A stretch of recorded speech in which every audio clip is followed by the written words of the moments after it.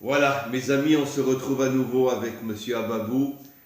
Inutile de vous dire que les cours avec notre grand maître sont de plus en plus appréciés. Enfin non, c'est idiot ce que je dis, de plus en plus appréciés. Ils sont appréciés d'une manière inimaginable dans le monde entier. Et d'ailleurs, j'ai beaucoup d'Africains aussi qui m'envoient des messages et qui me disent « Waouh, les cours avec Monsieur Ababou, mais quelle merveille, quelle... » Et bon, pas seulement des Africains, des gens du monde entier. Et tiens, récemment j'étais en France et j'ai rencontré un musulman. Et bon, je l'ai déjà souvent dit que grâce à lui, il y a des musulmans qui sont extraordinaires, qui sont des gens fabuleux. Et il m'arrête dans la rue, il me dit, vous êtes le Rav Dinovitch? Je lui dis oui. Il me dit, écoutez, vous savez, j'écoute vos cours avec Monsieur Ababou, hein, mais j'aurais jamais cru que la Torah c'était ce que vous enseignez. Comme ça, il me dit, j'aurais jamais cru que la Torah c'était ce que vous enseignez. Il me dit, vous savez, moi je suis un vrai musulman, moi c'est le Coran, hein, mais je dois avouer que depuis que je vous écoute avec Monsieur Ababou, mais j'ai un amour énorme pour la Torah. Comme ça, il me dit, un musulman en France. C'était à Rouen. Et donc, bon, on voit que grâce à Dieu, nos cours sont extrêmement appréciés dans le monde. Comme on est à quelques jours du don de la Torah, je fais une introduction et je laisse la parole à notre grand ami, notre grand maître, Monsieur Ababou. Et je voulais juste revenir sur la notion des premières tables et des deuxièmes tables. Et je voudrais approfondir un peu plus cette notion-là. Vous savez que le Zohar explique que les premières tables sont au niveau de la Bina, qu'on n'a jamais reçue, bien sûr. Et c'est quoi la Bina, disent nos maîtres? La vin davar mitor davar, c'est-à-dire en français, comprendre le secret des choses. Mais quand je dis comprendre le secret des choses, c'est pas comprendre les secrets mystiques qui sont dans les mondes supérieurs et qui nous déconnectent de ce monde. Comprendre le secret des choses, c'est comprendre le sens profond de la vie, de l'histoire, du pourquoi nous existons, de ce que devrait être notre mission. Et bien sûr, on peut compter sur les 5 doigts de la main ceux qui, dans l'histoire, arrivent véritablement à se connecter à ces secrets de la Bina, la vin davar mitor davar, comprendre l'intériorité des choses et devenir des hommes qui ont compris quelle est leur mission dans ce monde et qui agissent en fonction de leur mission. La Torah, en vérité, nous a été donnée pourquoi? Elle nous a été donnée pour faire de nous des hommes d'action dans ce monde, chacun avec sa mission, chaque peuple avec sa mission.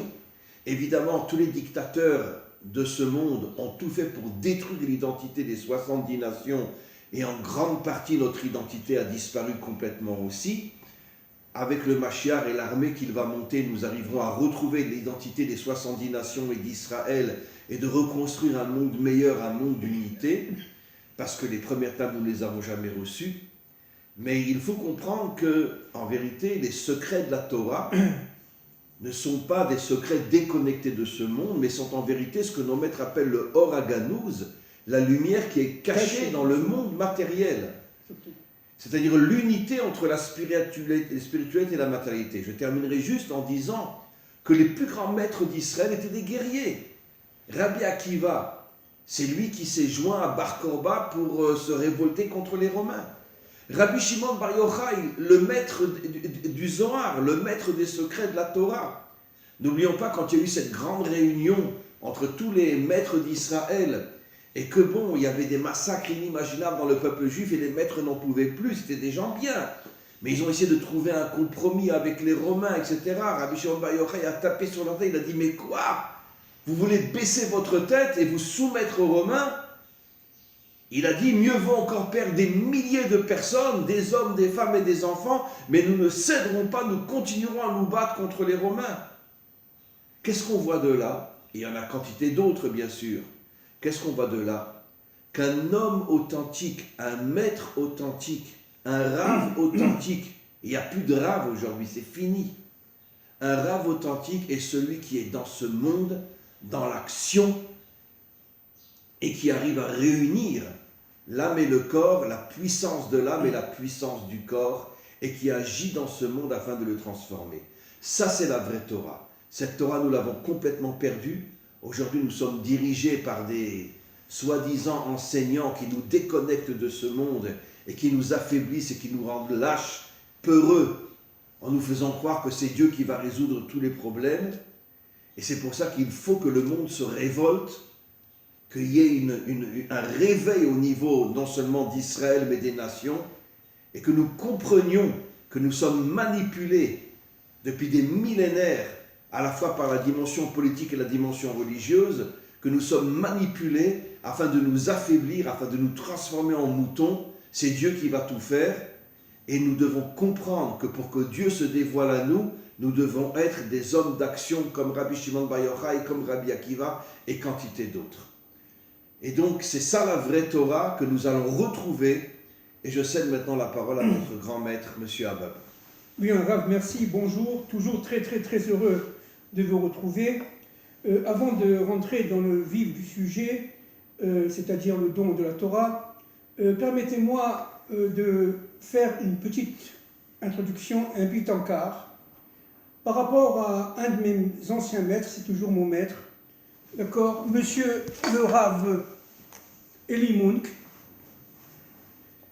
qui avait écrit, il a écrit de nombreux livres, mais qui avait écrit particulièrement, il y a à peu près 80 ans, 75-80 ans, un livre absolument rarissime, extrêmement précieux. Ce livre, je vous le montre, c'est Vers l'harmonie, vous voyez, Vers l'harmonie, écrit par notre maître, monsieur Eli Munk, aux éditions...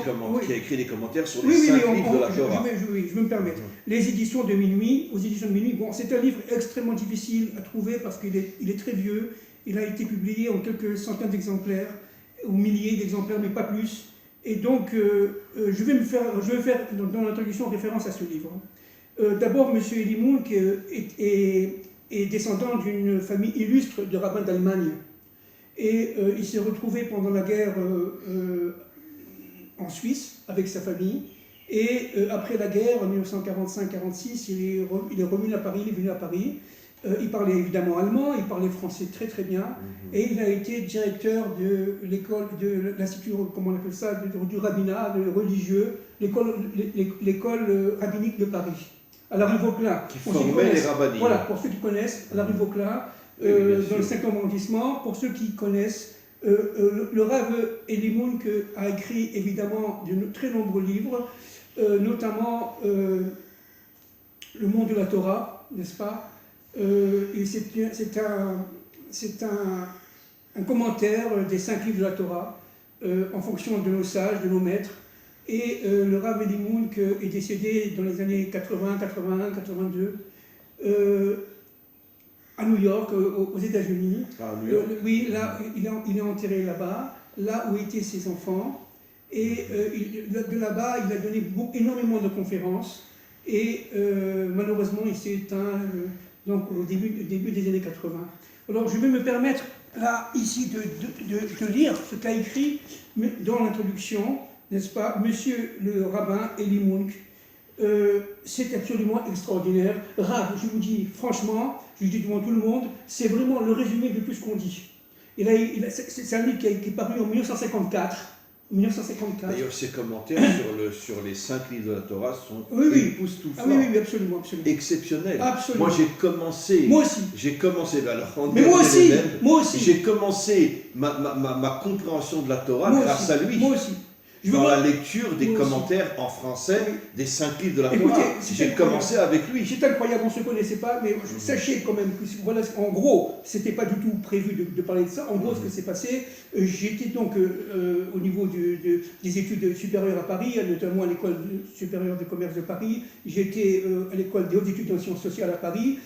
Donc j'étais au niveau du doctorat, et il y avait plein de questions à poser dont mes maîtres n'avaient pas de réponse. Au niveau strictement économique, c'est incroyable, et au niveau social. Je vous assure que c'est vrai, je vous promets que c'est vrai, Rav. Un copain à moi qui était à l'époque Lubavitch, il m'a dit, tu sais quoi, tu as entendu parler du Rav Munk? Je lui ai dit non. Il m'a dit, écoute, arrête les journaux, Figaro, Le Monde, etc. À l'époque c'était Le Monde diplomatique, arrête tout ça, et lis le commentaire de la Torah de M. Eli Munk.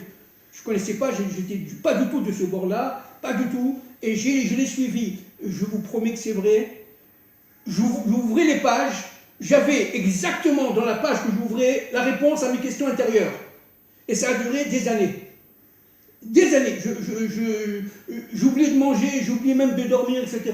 Je disais complètement, qui c'est ce Rav Eli Moulk pour pouvoir me donner à moi qui ne me connaissais pas. N'oubliez pas que je suis à l'époque dans la raison. J'étais à Paris, n'est-ce pas? Et qui je suis pour pouvoir recevoir ces réponses. Et ça a été vraiment le point d'ancrage de ma tchouva, de mon retour vers la Torah. Et je suis très surpris d'apprendre que voilà, et agréablement... J'ai commencé avec Eli Moulk, moi voilà. aussi. Sans lui, je ne serais pas revenu à la Torah. Voilà. Alors, ce qui est extraordinaire, c'est que monsieur le rabbin Eli Moulk, en 1954, regardez ce qu'il dit par rapport à tout ce qu'on dit depuis des mois et des mois, n'est-ce pas? À mesure que l'humanité évolue et que ses problèmes moraux, sociaux et politiques s'amplifient à l'échelle mondiale, elle éprouve toujours plus d'urgence le besoin impérieux d'une doctrine d'unité. Les civilisations modernes agissent, il est vrai, en sens opposé. Vous vous rendez compte? Les dirigeants. Oui. Font tout pour séparer les regardez, peuples. loin de rechercher l'unité et l'harmonie indispensable dans toutes les sphères de l'existence, elles défendent résolument le principe dualiste, vestige du polythéisme païen. Bravo, 1954. Hein. Elle consacre la division du royaume de Dieu et de celui de César. Elle proclame l'idéal de la charité, de la conduite personnelle et sanctionne le droit du plus fort dans la politique internationale.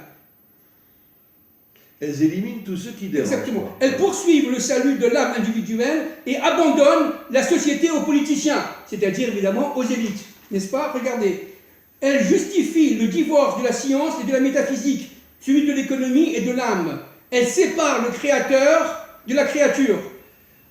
Enfin, elles introduisent dans tous les ordres de la vie une morale corrompue, faite de compromis, de demi-mesures et de faux fuyants qui favorise la duplicité, l'hypocrisie et l'injustice. Rav Eli Moulk, quelques années après la Seconde Guerre mondiale, 1954. Je suis extrêmement touché parce que c'est exactement ce qu'on vit aujourd'hui.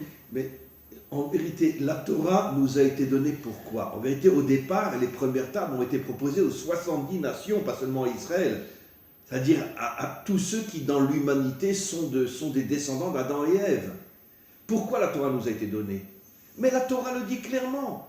Pour mettre fin à toute la dictature, à tous les dirigeants qui transforment l'humanité en moutons, en robots, et qui veulent dominer le monde et séparer Dieu de ce monde. Qui a inventé les synagogues et les églises? Mais les dirigeants. Allez dans la synagogue et foutez-nous la paix. Allez à l'église et foutez-nous la paix. Alors voilà, croyez en Jésus, croyez en Dieu, foutez-nous la paix. Voilà le Rav Eli Moulk. C'est-à-dire qu'en vérité, la véritable raison du don de la Torah, c'est pour nous donner la force, comme il est dit, Hachem oz la moïten, en oz et la Torah. La Torah est la puissance qui va donner la force à l'homme de se battre contre tous les dirigeants de ce monde et réveiller les peuples et recréer l'unité à l'intérieur des peuples. Exactement. Alors, c'est ça la vraie Torah. Bien sûr. Alors, permettez-moi maintenant d'essayer de commenter un peu plus profondément les 10 paroles, la fête de Shavuot. Vous savez que, et le dessin qui est derrière, malheureusement on ne le voit pas très bien, mais c'est pas grave. Vous savez, le dessin, c'est une baguette. Ah bon? Ça, je ne comprenais pas. Je croyais qu'il voulait me donner un coup sur la figure.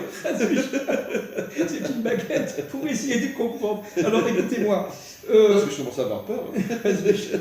Alors écoutez-moi, un point très important, fondamental. De l'infini descend des forces de lumière. Absolument énormes. Plus elles descendent et plus elles s'obscurcissent. Ce sont les mêmes forces. Il n'y a pas deux forces. Comprenez? Ça, c'est très important. Ce sont les mêmes forces qui, en descendant, s'obscurcissent. Bien sûr. Et en arrivant au niveau, si vous voulez, de cette ligne-là, de cette ligne horizontale, elle commence véritablement à créer la galoute.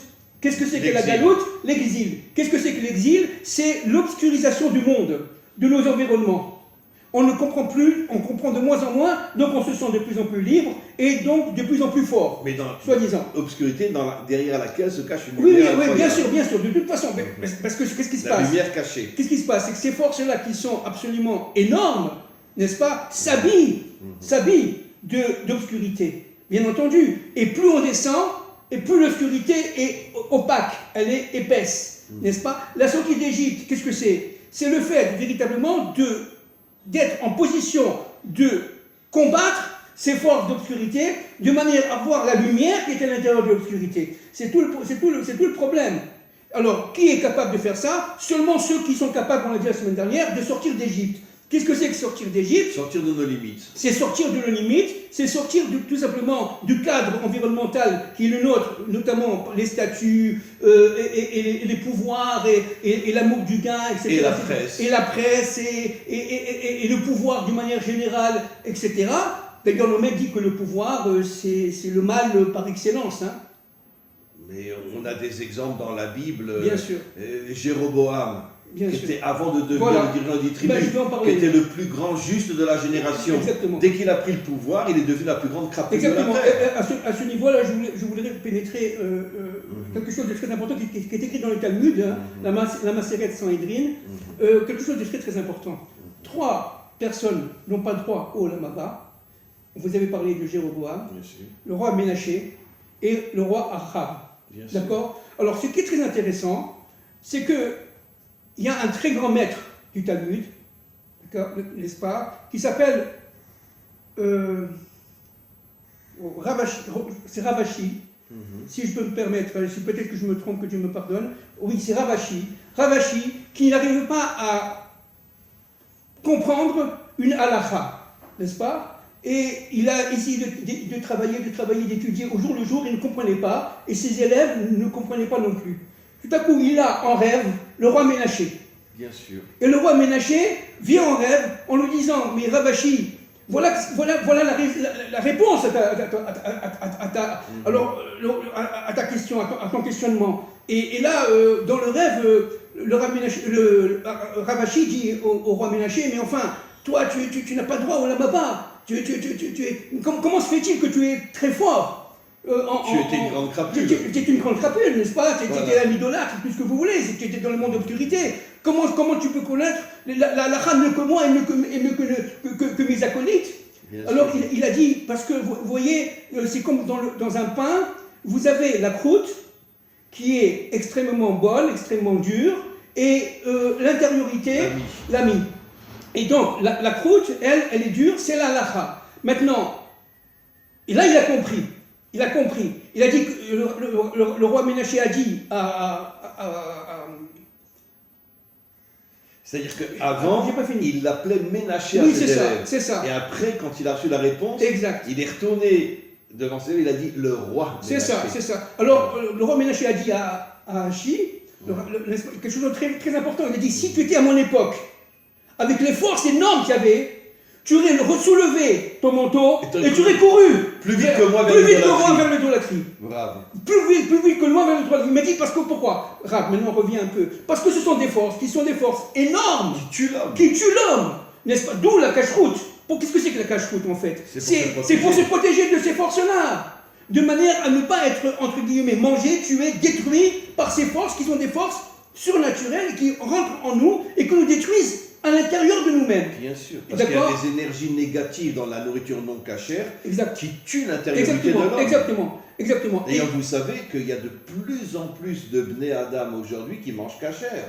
Ils ont compris que la nourriture non cachère les détruit. C'est ça. Et ils mangent cachère. C'est ça. Alors, d'ailleurs, entre parenthèses, ce qu'ont refusé les nations, c'était ça. Enfin, les élites des nations. Les dirigeants qui ont manipulé les nations.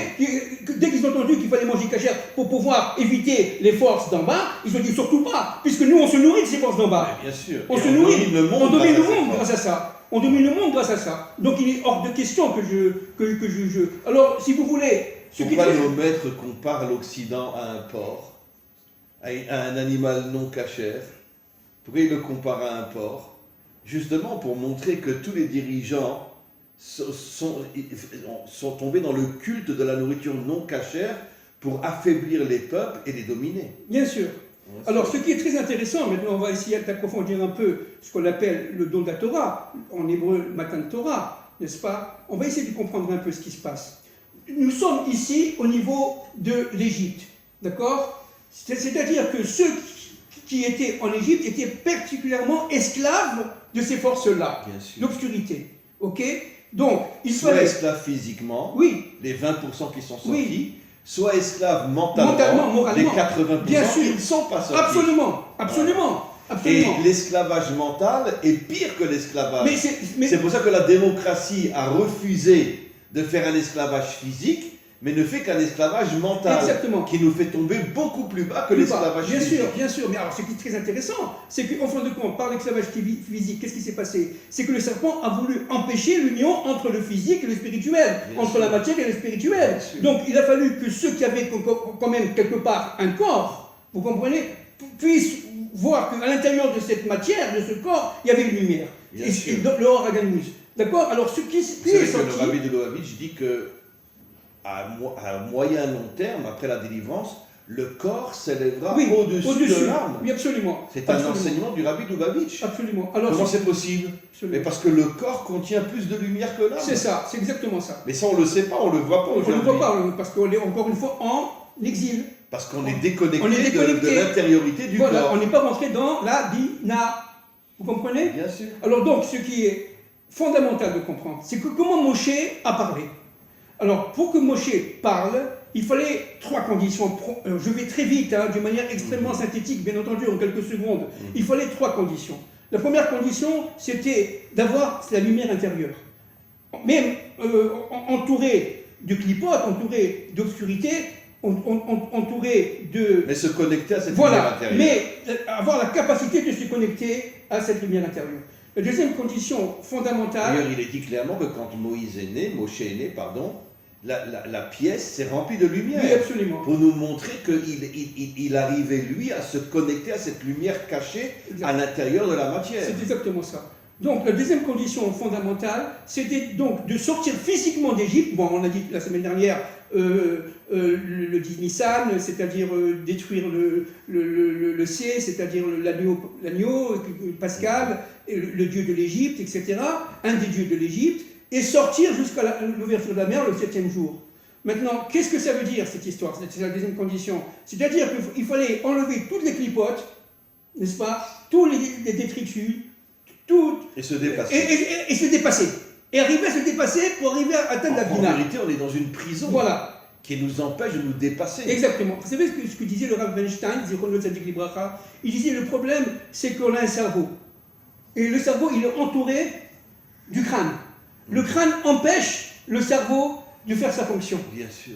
Donc il faut quelque part ouvrir le crâne pour pouvoir... Mais même l'âme est prisonnière à l'intérieur du corps. Exactement. D'une certaine manière. Exactement. Ça veut dire que finalement, Dieu a créé l'homme dans une prison. Absolument. Pourquoi? Pour lui donner la capacité de sortir de cette prison. C'est exactement ça. C'est ça l'Égypte. C'est ça Mitzraïm, le monde des limites. Exactement. Alors comment Moshe a parlé? La troisième condition, c'est pour être en position d'écoute.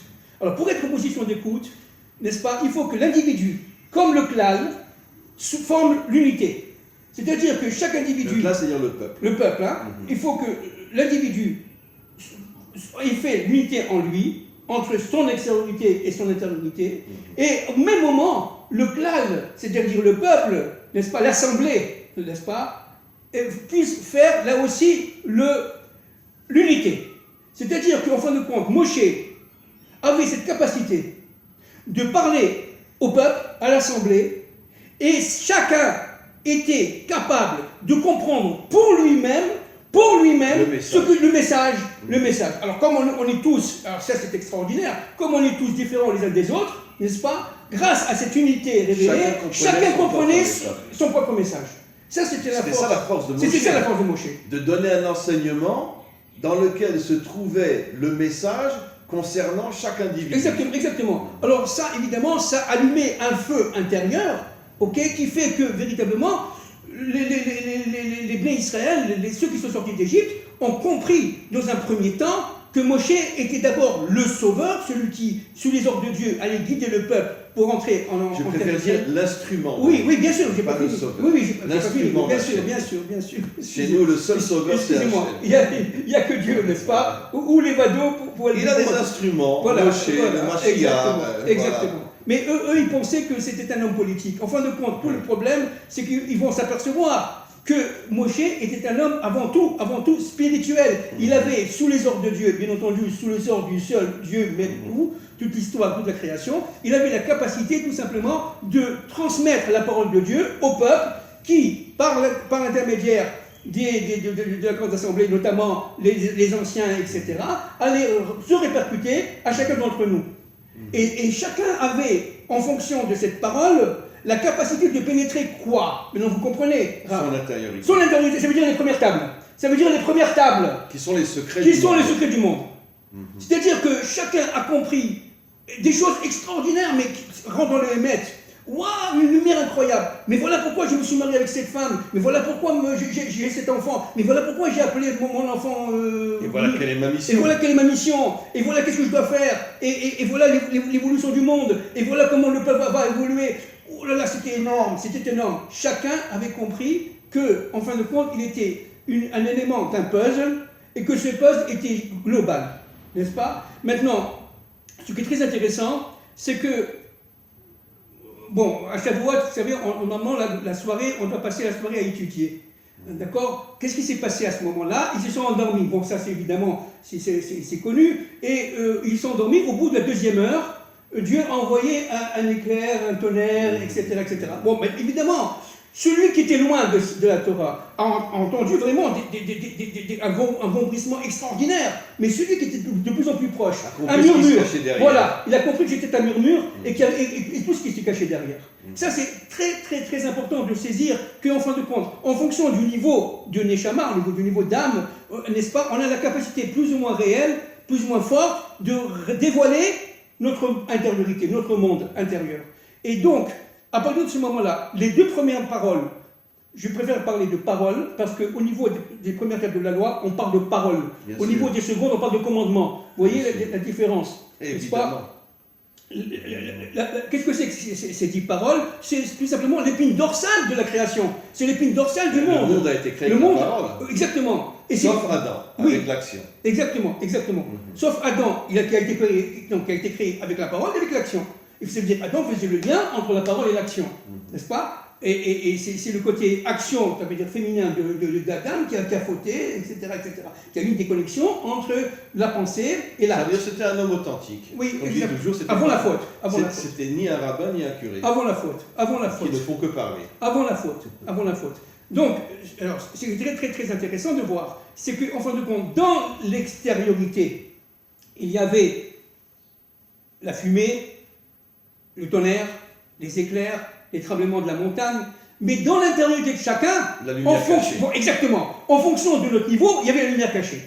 Et c'est ça qui s'est passé. Et c'est ce qu'on voit dans la Torah elle-même. Qui a sauvé Moshe? La fille de Pharaon. Exact.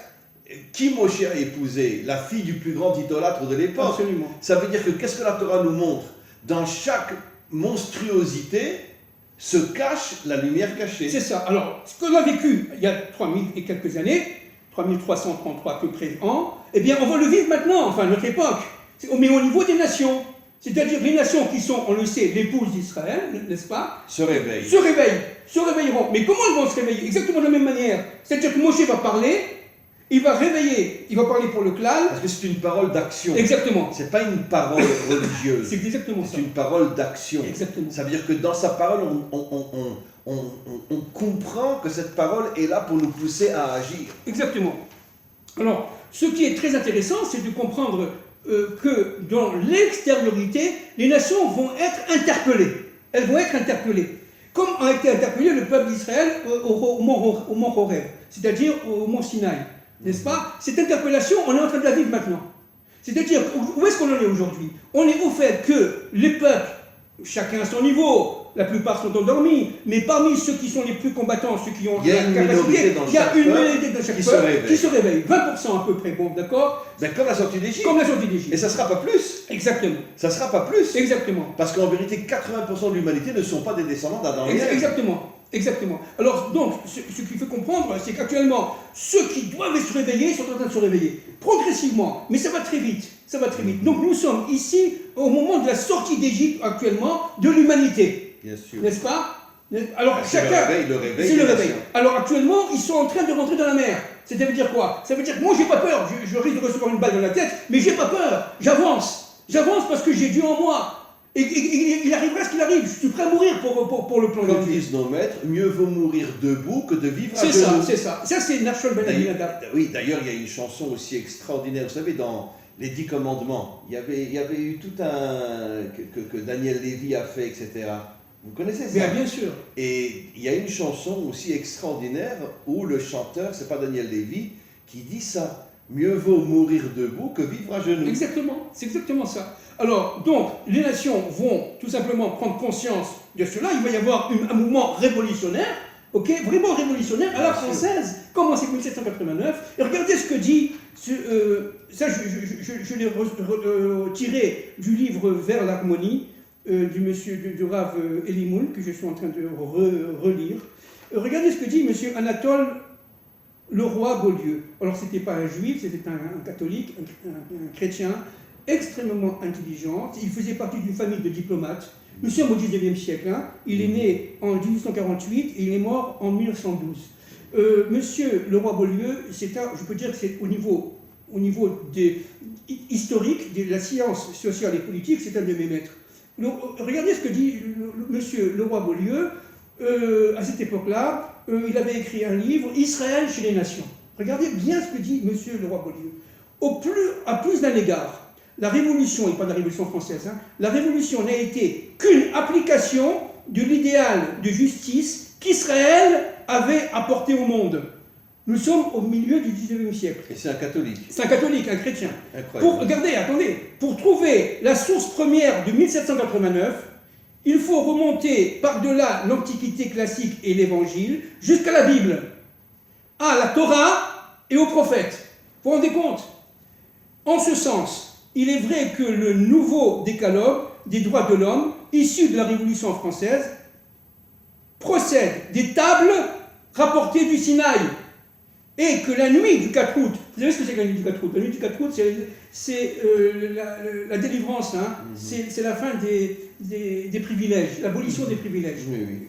Et que la nuit du 4 août a été un lointain et involontaire écho du Horeb, du mont Sinaï. Vous vous rendez compte qu'est-ce qu'il dit?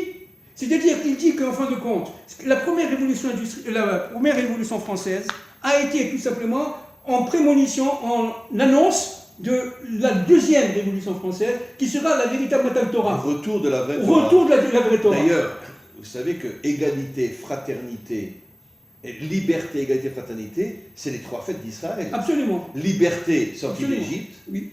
Égalité, c'est marqué explicitement au moment du don de la Torah que tout Israël ne formait qu'un. Et après, liberté, égalité, fraternité, c'est la fête de Sukkot. Mais bien sûr. Où c'est marqué clairement dans le Talmud que la fête de Sukkot, c'est la fête de la fraternité. Bien sûr, bien sûr. Où tout Israël ne peut être dans une seule soukha. Absolument. C'est exactement ça. Donc ça veut dire qu'en vérité, les trois termes de la Révolution française sont empreints finalement de la Torah d'Israël. Oui, c'est très intéressant. Voilà, c'est un chrétien, n'est-ce pas? Et lui, il le dit dans les années 1840, 1850. Je ne sais pas si on s'en rend compte. Hein. C'est-à-dire que véritablement, il était extrêmement imprégné de la Torah d'Israël, et que véritablement, c'était un parfait chrétien, mais qui avait compris la mission d'Israël et la Révolution française. Et comme il y a de plus en plus, et chez les chrétiens, et chez les musulmans, etc.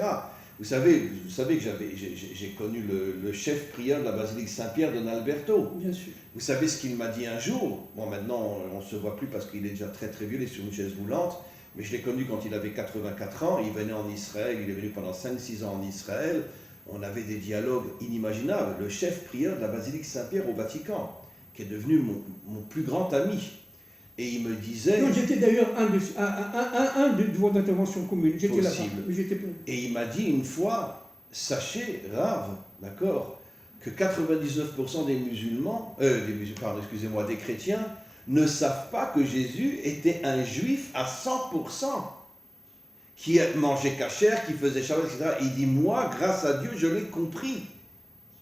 Et ça révolutionne toute ma vision du christianisme. Le chef prieur de la basilique Saint-Pierre me dit, je sais que Jésus mettait les tefilines, mangeait cachère, faisait Shabbat, c'était un juif à 100%. Oui, il a été falsifié par les Romains. Exactement, ça a été c'est les Romains qui l'ont falsifié. Les forces d'obscurité, bien sûr, pour éviter absolument cette révolution universelle, ont tout fait pour étouffer le message biblique, de manière à ce que les païens de l'époque puissent ne voir que l'extériorité de l'extériorité, et encore tout cela ombragé par les forces d'obscurité. Et tous les chrétiens aujourd'hui sont manipulés par toute la dictature vaticanale, et d'autres aussi, et ils ne se rendent même pas compte à quel point ils sont manipulés. C'est inimaginable. Jésus n'était pas juif, mais c'était un juif à 2 milliards de pourcents. Absolument. Et le chef prieur de la basilique Saint-Pierre me l'a avoué. Absolument.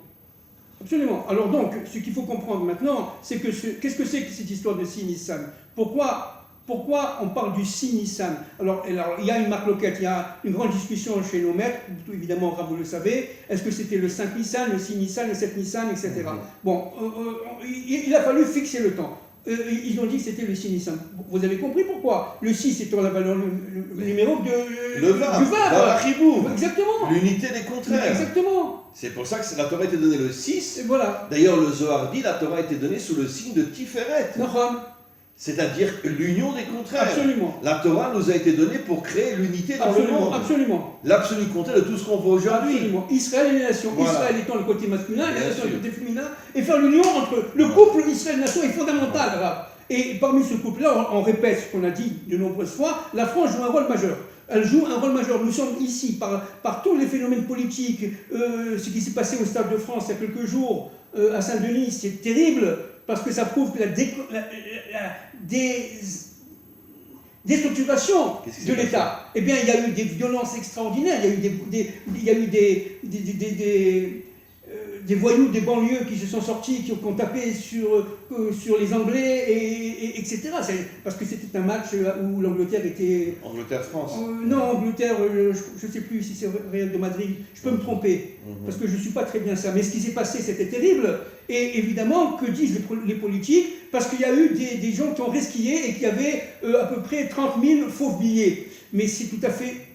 D'après ce qui s'est passé, d'après les commentaires, c'est tout à fait faux. Et les Anglais sont très outrés par la manière dont les Français ont réglé ce problème-là, ont géré ce problème-là. C'est-à-dire que la France... Mais parce que comme on pourrait dire comme une certaine lumière de la délivrance se trouve en France, c'est pour ça que toutes les forces s'acharnent sur la France. C'est toujours le même problème, c'est ce que disent nos maîtres. Exactement. Plus un homme a une lumière en lui, et plus le mauvais penchant fait tout pour éteindre cette lumière. C'est exactement ça, Rav. C'est pour ça que la situation, elle est dramatique.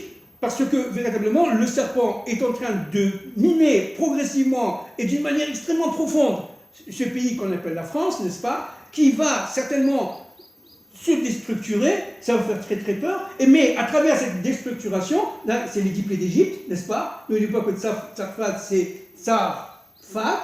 Tsar étant évidemment un des noms secrets du diable, qui est lié directement au monde fermé. Et Fat, c'est Lilith. Ça veut dire qu'en vérité, Lilith, qui est la débauche, s'attaque à la France pour l'empêcher de se réveiller. C'est exactement ça. C'est exactement ça. C'est exactement. Alors regardez ce que dit le Rav Manitou, mon maître. Aujourd'hui, je vais encore le citer, sur le christianisme. Le Rav Yehuda Léon Ashkenazi. Le christianisme est un courant interne au judaïsme. Et les chrétiens sont une diaspora d'Israël. Leur chemin les conduit naturellement à revenir à leur source, à la maison, au judaïsme, avant que le christianisme ne prenne une trop mauvaise tournure, fascinante d'un côté, pseudo-humanisme de l'autre. Pseudo-humaniste, de l'autre. C'est-à-dire qu'il avait tout compris. C'est ce qu'on voit exactement aujourd'hui. C'est exactement ça. C'est-à-dire qu'en fin de compte, le christianisme, la France particulièrement, la fille aînée de l'Église, n'est-ce pas, est à la croisée des chemins. Il faut faire très attention, parce que les forces d'obscurité ont compris que si la France se réveillait, on l'a déjà dit de nombreuses fois, et c'est automatiquement la Géoula. C'est la France, on répète, qui a la clé de la Géoula. Mais quel est l'enjeu? L'enjeu, c'est que l'humanité reçoive les 10 paroles qu'avait reçues Adam Arishon avant la faute. Évidemment. C'est ça le truc. Vous savez, pour confirmer ce que dit Manitou, hier soir j'ai fait un cours avec les Bnei Adam, et il y a une femme qui m'a posé une question et qui m'a d'abord dit, vous savez, je suis très catholique, hein, mais ça fait des années qu'elle m'écoute, elle a un amour de la Torah inimaginable, et finalement, moi, même si elle me dit je suis catholique, je me pose la question, est-ce qu'elle l'est vraiment? Parce que pourquoi elle m'écoute et pourquoi elle suit des cours de Torah et pourquoi elle est finalement, d'une certaine manière, intégrée à Israël. Ça veut dire qu'on voit qu'il y a effectivement un retour inimaginable aujourd'hui. Vous savez qui c'est qui le dit? Maïmonide dans le Guide des Égards, Maïmonide dans le Mishneh Torah. Je ne savais pas. C'est explicite à la fin du Mishneh Torah. Maïmonide dit, et dans certains livres ils l'ont enlevé cette phrase-là, d'accord, parce qu'ils étaient choqués de ce que dit Maïmonide, que le christianisme et l'islam sont les chemins qui mènera l'humanité entière au judaïsme. Oui, oui, absolument. Il ose dire ça. Absolument. Il y a 1000 ans. Absolument. À l'époque où le chrétien haïssait le juif. Absolument. Il ose dire une chose pareille. Absolument. C'est très intéressant, n'est-ce pas? Regardez ce que disait le Rav Kook, n'est-ce pas? Le Rav Kook proposait d'aider les chrétiens à purifier leurs dogmes religieux. Il en va de même ainsi pour le judaïsme. Non, mais il a tellement raison. Voilà. C'est le plus grand maître de tous les temps. Voilà. Il a tout compris. Il a tout compris. Nous sommes au début du XXe siècle. Mais il a tout compris. Il a compris que le judaïsme était infiltré aussi excusez-moi de le dire, par des notions chrétiennes. Le judaïsme aujourd'hui est chrétien. Alors regardez ce que dit Rav Kook, lettre au Rabbi Pinchas à Cohen, en 1908, n'est-ce pas, au début du XXe siècle. La vocation de la lumière qui émane d'Israël n'est pas d'absorber ou de détruire les autres religions, comme il n'est pas de la vocation d'Israël de détruire les autres nationalités. Notre objectif consiste plutôt à les parfaire, à les élever et à les purger de leur impureté. C'est exactement ça. Rav Kook. Heureusement qu'on a eu des maîtres authentiques comme ça. Ce sont des maîtres authentiques. On peut les compter sur les 3 doigts de la main. Aujourd'hui, on est dirigé par une mafia inimaginable, dans le monde politique, dans le monde religieux, inimaginable. À l'intérieur de ce monde religieux, il y a quand même des gens qui cherchent. Oui, mais on peut les compter sur les 3 doigts de la main. C'est inimaginable, la chute. Alors encore une fois, l'enjeu, c'est de recevoir les premières tables de la loi qui ont été données à Adam Arishon. Adam Arishon actuellement est en train de se reformer par la révolution économique, sociale, politique, malheureusement militaire que nous allons vivre. À partir de ce moment-là, cette deuxième révolution française va toucher d'abord la France, ensuite le monde, et cela va réveiller les nations. Et à partir de ce moment-là, le réveil des nations viendra de France. Exactement. Mais c'est marqué dans Obadiah. Exactement. C'est marqué dans Obadiah. On a déjà dit oui, absolument. Que grâce à la France, Ve'aïta Hashem Amloucha. C'est ça. Que Dieu se dévoilera comme roi de ce monde. Exactement. Alors donc, le but... c'est pas toute la France. Non. Et certainement pas les dirigeants. Bien sûr. Mais une poignée minoritaire des Français qui vont se réveiller, qui vont comprendre qu'ils sont manipulés depuis des millénaires. Mais on y va tout droit. Hein. On y va tout droit. Hein. Absolument. Alors maintenant, ce qu'il faut comprendre, c'est qu'à partir du réveil de la France, il y aura le réveil d'Israël. Et Israël va être réveillé par sa propre épouse. C'est pour ça que Obadiah dit que le retour des Juifs de France amènera la délivrance finale. C'est ce qu'on dit. Mais pourquoi les Juifs de France? Pour nous montrer que, d'une certaine manière, la France est liée au retour de Dieu comme roi de ce monde. C'est pour ça qu'il faut faire, ici, au niveau de la parole, une sorte de décantation des forces du mal, les séparer, n'est-ce pas, retirer les forces du mal partout, y compris dans toutes les religions, dans toutes les doctrines, dans toutes les idéologies. Chez nous. Mais bien sûr.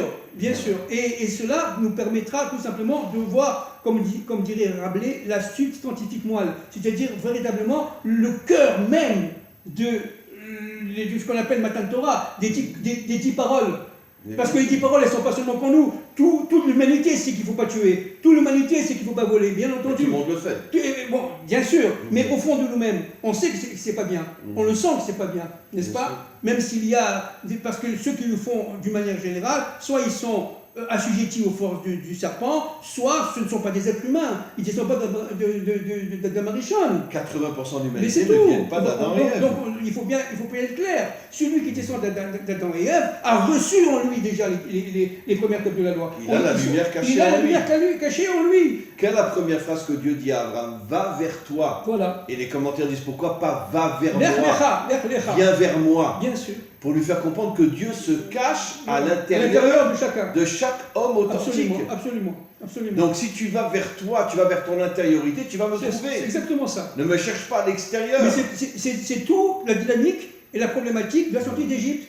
C'est chercher à l'intérieur de soi-même, de manière à arriver au Sinissan, à ce magnifique Matan Torah, qui est effectivement... Alors qu'est-ce qu'ils ont reçu? Juste, donnez-moi encore quelques minutes. Qu'est-ce qu'ils ont reçu? Ils ont reçu, évidemment, à travers les premières tables de la loi, ils ont reçu la Torah entièrement, c'est-à-dire les lois écrites et les lois orales. Bien sûr. Mais, alors ça, ils l'ont reçu. Ils l'ont reçu et ils l'ont accepté. D'accord? Mais seulement, alors pourquoi Dieu dit, si tu n'acceptes pas, je retourne la montagne, hein? La montagne est inversée ici, n'est-ce pas? Pourquoi il dit ça? Parce qu'en fin de compte, il y a une différence entre l'acceptation et la réalisation. Bien sûr. L'acceptation a été faite à Matan Torah, la réalisation va être faite plus compliquée par au temps d'Esther, c'est-à-dire au temps d'Assuérus et au temps de Purim. Oui, il dit clairement que là, Israël a commencé à accomplir. Exactement, a été complètement à réaliser l'accomplissement de la Torah, notamment de la loi orale, pour une raison très simple, c'est que les forces de Esther sont là pour inverser les contraires. C'est ça le truc. Esther veut dire la lumière cachée. Bien sûr, et Astir. Esther veut dire caché. Caché, n'est-ce pas? C'est-à-dire, qu'est-ce que c'est qu'Esther? C'est cette force cachée qui est dans la femme et qui va faire inverser l'ordre des choses. Elle était cachée à l'intérieur d'Assuérus. Absolument. Donc à l'intérieur du mal. Absolument. C'est pour ça qu'elle est rentrée là-bas. C'est pour ça qu'elle est rentrée dans la cour intérieure. Pour manipuler Assuérus. Exactement. De l'intérieur. Exactement. Elle était rentrée dans l'intériorité d'Assuérus. Ça, c'est dans mon livre, n'est-ce pas? Dans l'intériorité d'Assuérus pour pouvoir le faire tchouva et détruire Aman. N'oubliez pas que c'est pas les Juifs qui ont tué Aman, c'est Assuérus qui l'a pendu. Qui l'a pendu, lui et ses 10 enfants. Bien sûr. Même si Aman avait des centaines d'enfants, mais enfin, les 10 enfants, il les a pendus. Bien sûr. C'est-à-dire qu'en fin de compte, on a reçu la Torah à Matan Torah, le Sinissan, mais en fin de compte, on a reçu d'un bloc. Ce bloc-là était représenté par deux parties. Première partie, Torah orale, Torah écrite. Deuxième partie, Torah écrite qui est d'ailleurs masculine, Torah orale qui est féminine. Bien sûr. Okay. Et la vraie Torah, c'est la Torah féminine, absolument. la Torah orale. Absolument. C'est elle qui décode tout ce qui est caché dans la Torah écrite. Absolument. Exactement comme une femme. Elle prend la semence de l'homme, elle en fait une vie. C'est exactement ça.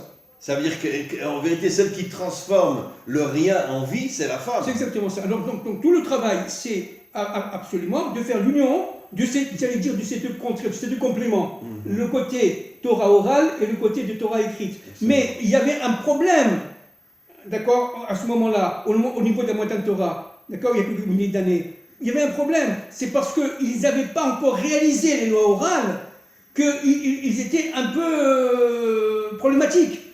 Ils n'ont pas vraiment, ils ont accepté, mais à demi-mot. Mais d'ailleurs, pendant toute l'histoire, même chez nous, les Sadducéens, etc., ils ont refusé la loi orale. Absolument. Ils voulaient que la loi écrite. Exactement. Et d'une certaine manière, les autres religions, c'est que la loi écrite. Il n'y a pas de loi orale. Ça veut dire en vérité, ça veut dire quoi concrètement? Ça veut dire que la femme est considérée comme rien.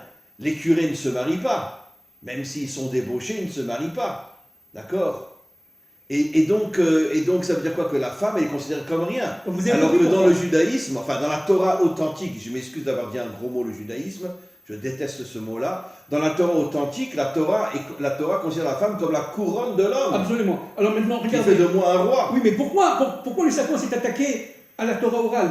Mais parce qu'il savait que c'était la vraie Torah. Mais parce que tout simplement, dans la Torah orale, il y a ces forces, n'est-ce pas, qui nous permettent tout simplement de retirer les forces d'obscurité qui sont en nous. Bien sûr. Vous comprenez? C'est de manière à être tout à fait sain, tout à fait pur, de manière à recevoir les Kabbales, de recevoir la Kabbale à ta Torah. Pourquoi nos maîtres nous disent que la délivrance finale viendra par le mérite des femmes? C'est ça. Quoi, elles vont se battre, ça va être des guerrières? Non, mais par toutes les énergies positives qu'elles vont envoyer à l'homme. C'est ça.